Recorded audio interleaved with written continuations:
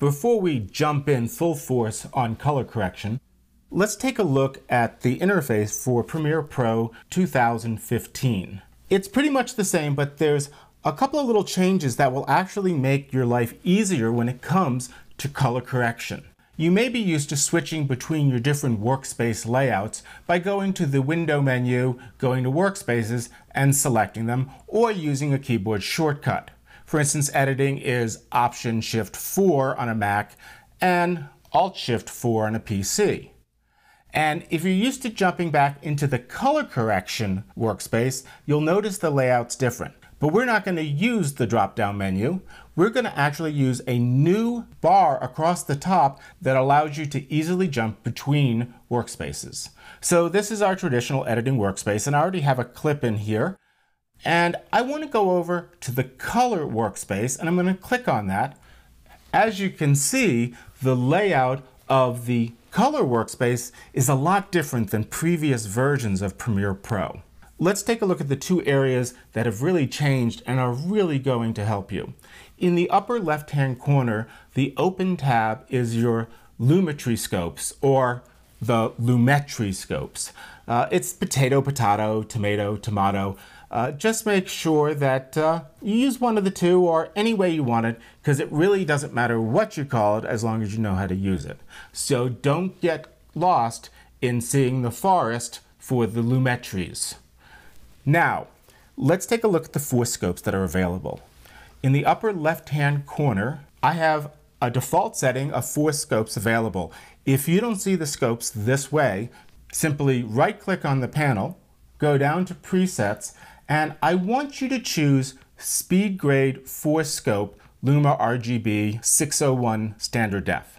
Now don't worry that this says Standard Def, because we're going to make a couple of changes, but I want you to see the 4 scopes that we'll be using. In the upper left-hand corner is your vector scope, and that just allows you to look at the saturation and the hue of an image. Directly below that is the waveform monitor that lets you look at how bright an image is or how dark an image is and the contrast. In the upper right-hand corner is the RGB parade. It just breaks the luminance down into the basic red, green, and blue colors.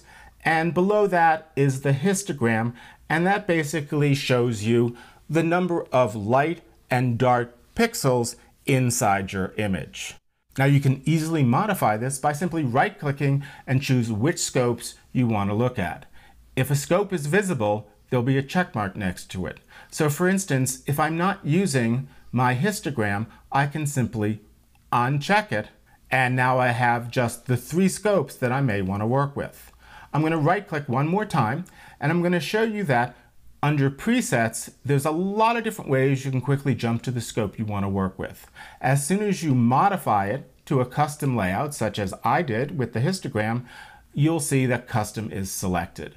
And Premiere will remember this every time you open up this specific project.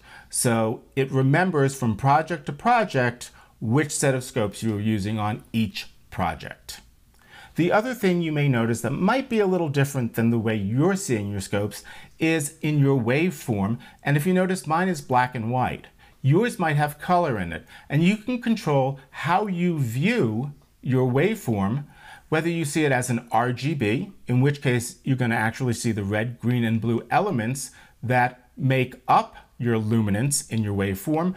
But I like to keep it basically black and white, easier for me to work with. So I'm going to go ahead, right-click on it again, change my waveform type to Luma. Now, the other part of the color interface is on the right side, and again, we go back to that Lumetri color. Now, when you switch to the color interface, you will always see this panel. And the design of this panel is to allow you to very easily and quickly color correct your image. It doesn't have every slider you might want. Those are still all available inside your Effects tab, but this is extremely powerful and lets you step through and quickly make an image exactly the way you want to see it. Now, it's broken down into multiple sections. The first section is called Basic Correction. Here you can deal with the color temperature of an image, and you can also work with the luminance, or how bright or how dark, and the nuances involved, and the saturation. Stepping down by clicking on the next section, we can open that up, and you see this is called Creative, and this allows you to give a look to your image.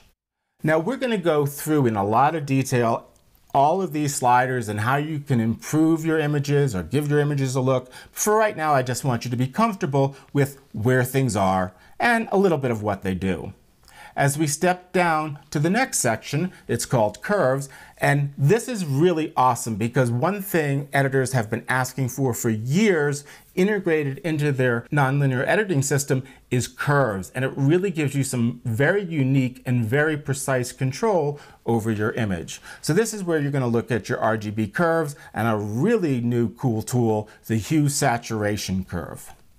As you step down to the next section, this is your color wheels.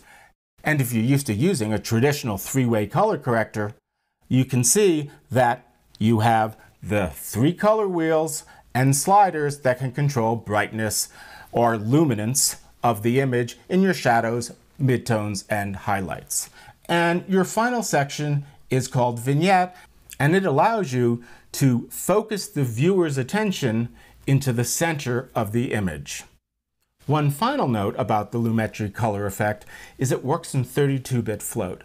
And think of it this way. If you're working in an 8-bit color space, that's 256 shades of each color, which is nice, but not that detailed. It's 2 to the 8th. 32-bit float is 2 to the 32nd. Now, if you want to figure out what that number is, I'll let you go open the calculator on your computer, but realize this is millions of colors, and it really gives you a lot of control, and it's incredibly powerful as a color correction tool within a nonlinear editor. Now let's move on and start working with these tools.